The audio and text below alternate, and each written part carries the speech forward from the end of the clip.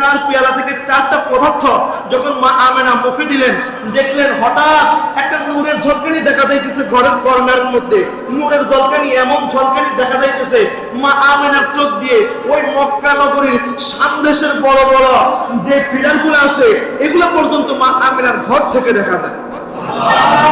বিজ্ঞান প্রমাণ করে একজন মানুষের চোখে 567,000 মেগাপিক্সেলের ক্যামেরা লাগানো আছে। একজন মানুষের চোখের ভিতরে কয় হাজার? 567,000 মেগাপিক্সেলের ক্যামেরা একজনের চোখে লাগানো আছে, কিন্তু অতটুকু দেখা যায় না। 567,000 মেগাপিক্সেলের ক্যামেরা দিয়ে অতটুকু দেখা যায় না যতটুকু মা আমেনা ওই দিন দেখছে। লাইফ অফ সুন্নি। চারজন ব্যক্তি আসমান থেকে নেমে আসছে, সবগুলি চারজন ব্যক্তি নারী। নারীর হাতে ছিল চারটা পেয়ালা, চার পেয়ালার মধ্যে ছিল কি জানেননি? একটার মধ্যে ছিল হাউজে কাউসারের পানি, আরেকটার মধ্যে ছিল শারাবান তাহুরা, আরেকটার মধ্যে ছিল জান্নাতি শরবত, আরেকটার মধ্যে ছিল জান্নাতি দুধ।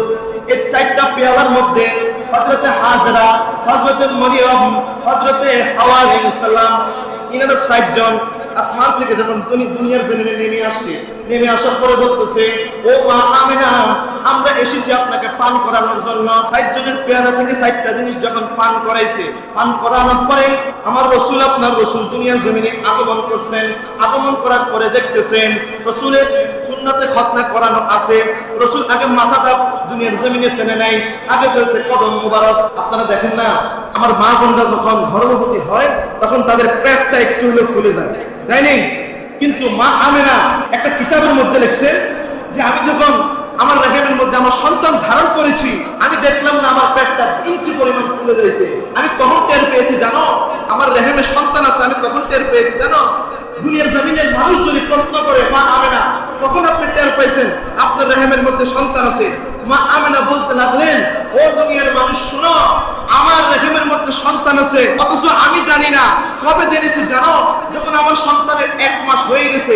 1 মাস হওয়ার পরে একদিন আমি ঘরের মধ্যে শুয়ে আছি, শুয়ে থাকা অবস্থায় দরজার মধ্যে 3 বার কড়ান আসছে। সুবহানাল্লাহ। হঠাৎ দেখতেছি দরজার মধ্যে 3 বার কড়ান আসছে।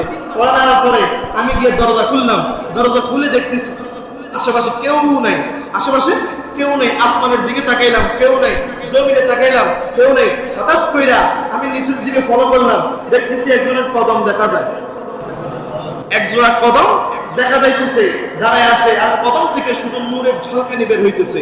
এবার তিনি আসমানের দিকে তাকাইলেন, আসমানের দিকে তাকায়া দেখলেন তার মাথাটাও আসমানে, আসমান থেকে এবার নিচের দিকে তাকাইলেন, পাওয়াটা হচ্ছে জমিনের মধ্যে। এবার প্রশ্ন করলেন, আপনি কে?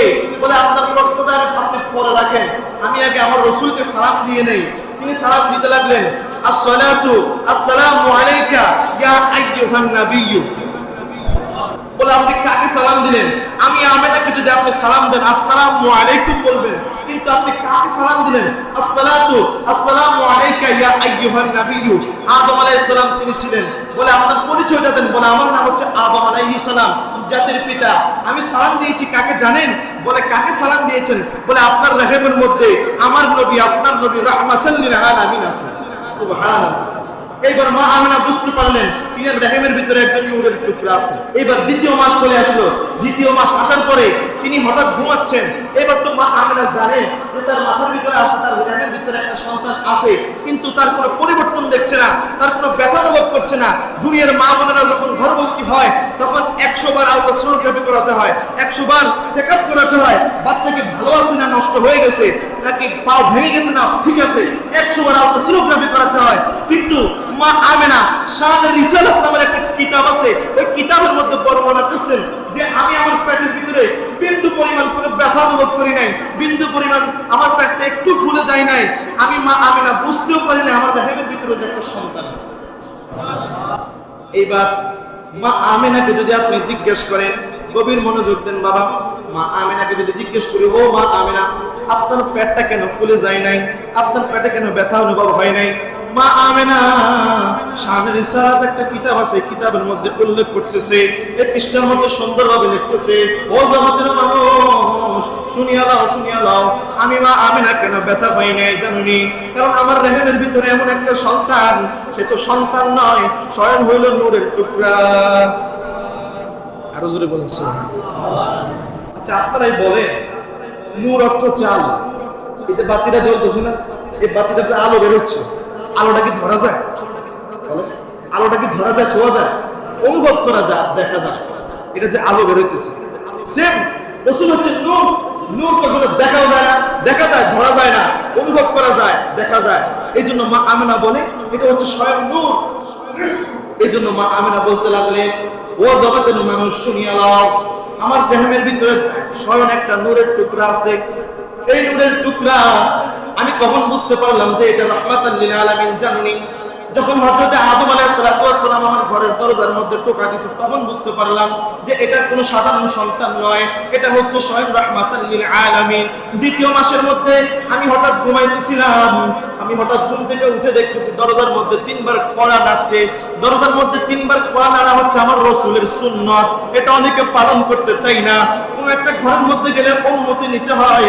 একবার সালাম দিলেন, যদি তিনি দরজা না খোলে দ্বিতীয়বার সালাম দিবেন, যদি দরজা না খোলে তৃতীয়বার সালাম দিবেন, দরজা না খুললে 3 বার টোকা দিবেন। যদি দরজা তাও না খোলে আপনি এখান থেকে চলে আসবেন। জোর করে ঘর ঢুকানোর অনুমতি রাসূলের হাদিসে পাই নাই। ও দুনিয়ার মানুষ, আমার আমিনা বলতেছেন আমি দ্বিতীয় মাস যখন গর্ভবতী, তখন একজন ব্যক্তি দরজার মধ্যে কড়া নাড়ছে। কড়া নাড়ার পর আমি দরজাটা যখন খুললাম, দেখলাম তার পাও জমিনের মধ্যে এক জোড়া, আর মাথাটা হলো আসমানের মধ্যে। আমি জিজ্ঞেস করলাম, আপনি কে গো? আপনার পরিচয়টা দেন। বলে, মা আমিনা, আপনার সম্মান অনেক বেশি, আপনাকে পরে পরিচয়টা দিচ্ছি, দয়া করে মাফ করবেন, পরিচয়টা পরে দিচ্ছি, আগে আমার রাসূলকে সালাম দিয়ে নেই। এইবার তিনি বলতে লাগলেন, আসসালাতু আসসালামু আলাইকা ইয়া নাবিয়াল উম্মি। হযরত আদম আলাইহিস সালাতু ওয়াস সালাম সালাম দিয়েছে, আসসালাতু আসসালামু আলাইকা ইয়া আইয়ুহান নাবিয়্যু। এইবার দ্বিতীয় মাসে এসে সালাম দিতেছে, আসসালাতু আসসালামু আলাইকা ইয়া নাবিয়াল উম্মি। বলে, আপনি কি আপনার পরিচয়টা দেন।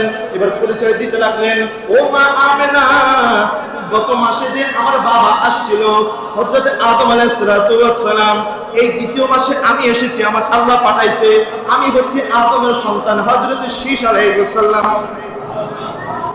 এবার মা আমিনা বুঝতে পারলেন, হায় হায়, আমার তো রেহেমের ভিতরে যে সন্তান, এই সন্তান তো কোনো সাধারণ সন্তান নয়, এই সন্তান তো হচ্ছে আল্লাহর পক্ষ থেকে দেওয়া একটা নূর। এবার মা বুঝতে পারলেন, বুঝতে পাইরা তৃতীয় মাসের বর্ণনা দিতে লাগলেন, ও জগতের মানুষ শুনিয়া নাও, শুনিয়া নাও, তৃতীয় মাসে আমার সাথে কি ঘটেছে জানোনি? তৃতীয় মাসে আমি যখন ঘুমাচ্ছিলাম, হঠাৎ দরজার মধ্যে 3 বার কড়া নাড়ছে। আমি তো বুঝে গেছি আল্লাহর পক্ষ থেকে যে কোনো একজন মেহমান আসছে, আমি তো আগে আগে বুঝে গেলাম। এবার দরজাটা খুলে দেখতেছি হযরত ইব্রাহিম আলাইহিস সালাম। আর সূরা বলেন না সুবহানাল্লাহ। হযরত ইব্রাহিম আলাইহিস সালাম তৃতীয় মাসে দেখতেছে হযরত ইব্রাহিম আলাইহিস সালাম। এবার বর্ণনা দিতে লাগলেন। মা আমিনা যখন বর্ণনা দিতে পৃষ্ঠার শেষ মাথায় চলে আসলেন, এবার লিখলেন, তৃতীয় মাসে আসলো হযরত ইব্রাহিম আলাইহিস সালাম। চতুর্থ মাসে কে আসছে জানেন জগতের মানুষ? এবার জিজ্ঞেস করি, মা কে আসছে চতুর্থ মাসে? এবার তিনি বলতে লাগলেন, চতুর্থ মাসে আসছে হযরত নূহ আলাইহিস সালাম। বলে, ওনারা কেন আসছে? প্রশ্ন রাখতে পারেন হুজুর, ওনারা কেন মা আমিনার কাছে আসলো বারবার? মা আমিনার কাছে কেন আসছে জানেননি বাবা? মা আমিনার কাছে আয়েশা আমার রাসূলকে সালাম দিছে। সুবহানাল্লাহ। এবার চতুর্থ মাসে আসছে কে? হযরতে নূহ আলাইহিস সালাম। পঞ্চম মাসে আসছে দাউদ নবী। ষষ্ঠ মাসে আসছে মূসা নবী। এইভাবে আস্তে আস্তে 9 মাসের 9 জন নবী আসছে। আরো জোরে বলুন সুবহানাল্লাহ। এবার যখন 9 মাস শেষ, রাসূলের আগমনের দিন চলে আসলো। সকালবেলা দেখতেছে আসমান থেকে একজন ব্যক্তি নেমে আসছে, মহিলা। তিনি দরজার মধ্যে কড়া নাড়ছে। মা আমিনার বুঝতে দেরি হয় নাই, আল্লাহর পক্ষ থেকে জান্নাত থেকে যে কোনো একজন মেহমান দরজার সামনে এসে কড়া নাড়তেছে। এবার মা আমিনা যখন দরজাটা খুলে দিলেন, দেখলেন একজন মহিলা। বলতে লাগলেন, আপনি কে? বলে, আমি হচ্ছে আদম আলাইহিস সালাম স্ত্রী হযরত হাওয়া আলাইহিস সালাম। বলে, কেন এসেছেন? বলে, একটু পরে উত্তর দিতেছি তোমাকে। সুবহানাল্লাহ। এইবার কিছুক্ষণ পরে দেখলেন আসমান থেকে আরেকজন মহিলা, দরজা খোলা আছে, আসমান থেকে আরেকজন মহিলা অনুমতি ছাড়া ঘরের মধ্যে প্রবেশ করে দাঁড়িয়ে আছে। আগে আসছে হযরত হাওয়া আলাইহিস সালাম, দ্বিতীয়তে আসলো হযরতে মরিয়ম আলাইহিস সালাম। এবার নাইমা আয়েশা বলতেছে, মরিয়মকে চিনেননি, হযরত ঈসা আলাইহিস সালামের আম্মা জান। এবার নেমে আসছে, বলতেছে আপনি কে, আপনারা দুইজন কেন আসছেন? বলতেছে আমরা কেন এসেছি একটু পরে বুঝতে পারবা। এইবার তৃতীয় ব্যক্তি নামলেন, তৃতীয় ব্যক্তি নাইমা বলতেছে আপনার নাম কি? বলে আমার নাম হচ্ছে হাজেরা। এবার চতুর্থ ব্যক্তিও নামলেন, নাইমা। চারজন ব্যক্তির হাতে চারটা পেয়ালা ছিল, পেয়ালা একটার মধ্যে শারাবান তাহুরা মধু, আরেকটার মধ্যে ছিল জান্নাতি শরবত, আরেকটার মধ্যে জান্নাতি দুধ ছিল, আরেকটার মধ্যে ছিল জান্নাতি পানি। এভাবে নেমে আসতে লাগলেন। চারজন ব্যক্তির পরে বলে আরেকজন আসতেছে, বলে তার অপেক্ষা করে লাভ নাই, মা আমেনা এই চার বাড়ি থেকে আপনি চারটা পদার্থ আপনি সেবন করেন। সুবহানাল্লাহ। চার পেয়ালা থেকে একটু থেকে মধু অনুভব করলো, আরেকটু থেকে শরবত অনুভব করলো, আরেকটু থেকে পানি অনুভব করলো। এভাবে করতে করতে চার পেয়ালা থেকে চারটা পদার্থ যখন মা আমেনা মুখে দিলেন, দেখলেন হঠাৎ একটা নূরের ঝলকানি দেখা যাইতেছে ঘরের কর্নারের মধ্যে। নূরের ঝলকানি, এমন ঝলকানি দেখা যাইতেছে মা আমেনার চোখ দিয়ে ওই মক্কা নগরীর সামদেশের বড় বড় যে পিলারগুলো আছে এগুলো পর্যন্ত মা আমেনার পেয়ালা থেকে চারটা পদার্থ যখন বিজ্ঞান প্রমাণ করে একজন মানুষের চোখে 567,000 মেগাপিক্সেলের ক্যামেরা লাগানো আছে একজন মানুষের চোখের ভিতরে। 567,000 মেগাপিক্সেলের ক্যামেরা একজনের চোখে লাগানো আছে, কিন্তু অতটুকু দেখা যায় না। 567,000 মেগাপিক্সেলের ক্যামেরা দিয়ে অতটুকু দেখা যায় না যতটুকু মা আমেনা ওই দিন দেখছেন। এবার মা আমেনা বর্ণনা করতে লাগলেন, ও দুনিয়ার মানুষ, আমি যখন দেখলাম আমার ঘরের কর্নারের মধ্যে একটা নূর ঝলকানি মারতেছে, এই নূরের দিকে তাকায় দেখলাম শাম দেশের বড় বড় পতাকা গুলো দেখা যায়, আর মক্কার দিকে তাকায় দেখলাম কোনো পিলার মানে না, কোনো বিল্ডিং মানে না, সরাসরি মক্কার ছাদ দেখতে পাইতেছি। দেখতেছি আসমান থেকে একটা পতাকা নেমে আসছে, সবুজ রঙের একটা পতাকা কাবা শরীফের একটা কর্নারে লাগছে। তারপরে দ্বিতীয়ত দেখলাম আরেকটা পতাকা নেমে আসছে, লাল পতাকা। এইভাবে তিনটা পতাকা নামছে আসমান থেকে। মা আমেনা দেখতে পাইলেন আসমান থেকে তিনটা পতাকা নাইমা কাবা শরীফের ছাদের মধ্যে তিন কর্নারে বসে গেছে। আমরা ঈদে মিলাদুন নবীর দিন পতাকা উড়াইনি, কথা বলেন, পতাকা উড়াইনি। এটাই হচ্ছে সেখান থেকে। আল্লাহ বলেন আমি কেন পতাকা পাঠাইছি জানো? পতাকা পাঠানোর উদ্দেশ্য হইলো, ও জগতের মানুষ, আমার নবী দুনিয়ার জমিনে আগমন করছে, তোমরা সকলে পতাকা টাঙায় উদযাপন করো। এই জন্য আল্লাহ পাক পতাকা পাঠিয়েছে জান্নাত থেকে। এবার দেখতে লাগলেন, মা আমেনা দেখলেন সরাসরি সামদেশের পতাকা দেখা যাইতেছে। বলে আমার চোখের মধ্যে এত মেগাপিক্সেলের ক্যামেরা কে লাগাইলো? এবার চারজন জান্নাতের মহিলা চলে গেলেন আসমানের দিকে উঠে। এইবার আমার দয়াল নবী মায়ার নবীর একজন কাকা ছিল, চাচা, যার নাম হলো আবুল আহাব। আবুল আহাব ঘরের মধ্যে ছিল না। আবুল আহাব ছিল একটা কাজে ব্যবসা করতে গেছে। এবার আবুল আহাবের একজন দাসী ছিল, এই দাসী এই খবরটা পাই আবুল আহাবের কাছে দৌড় দিয়ে বলতেছে, ও হযরত, আপনার একটা ভাতিজা হইছে। এই খবর শুই না আবুল আহাব বলল, আঙ্গুলের ইশারা দিয়ে আবুল আহাব বলল, যাও তোমাকে দাসী থেকে মুক্ত করে দিলাম আজকে। বলে কেন? কারণ আমার ভাতিজা নবী মুহাম্মদ দুনিয়ার জমিনে আগমন করছে, এই জন্য তোমাকে আমি দাসী থেকে মুক্ত করে দিলাম। এটা বইলা আবুল আহাবের ডান কর্নারে শাহাদাত আঙ্গুলটা লাগায় এভাবে করছে। একটা হাদিসে পাওয়া যায় আবুল আহাব সারা বছর জাহান্নামের আগুনে জ্বলে, শুধু সোমবার ব্যতীত। এবার একজন সাহাবী স্বপ্নে দেখে বলতেছে, ও আবুল আহাব, আপনি যে জাহান্নামের আগুনে জ্বলেন, আল্লাহ কি আপনার কোনোদিন শান্তি দেয় না? বলে দেয়। কোন দিন দেয়? বলে সোমবারে দেয়। কেন আপনাকে আল্লাহ শাস্তি থেকে শান্তি দেয় সোমবার দিন?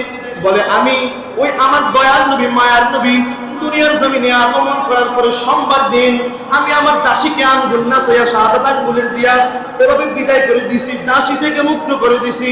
আল্লাহ পাক সেই কাজে খুশি হইয়া আমাকে সোমবার দিন জাহান্নাম থেকে মুক্ত দিয়া শাহাদাত আঙ্গুলের আগার মধ্যে ঝর্ণা প্রবাহিত করে। আমি যদি মুখের মধ্যে শাহাদাত আঙ্গুলটা লাগাই আমি বড় শান্তি পাই। সুবহানাল্লাহ। এবার দেখেন, আমার নবী রাহমাতুল লিল আলামিনের নাম শুই না, আমার নবী রাহমাতুল লিল আলামিনের আগমনের কথা শুই না, আবুল আহাব শুধুমাত্র খুশি হয়েছে। খুশি হবার কারণে সপ্তাহের একদিন তাকে জাহান্নামের আগুন থেকে মুক্তি দিয়ে জান্নাতে পৌঁছায়া দিয়েছে।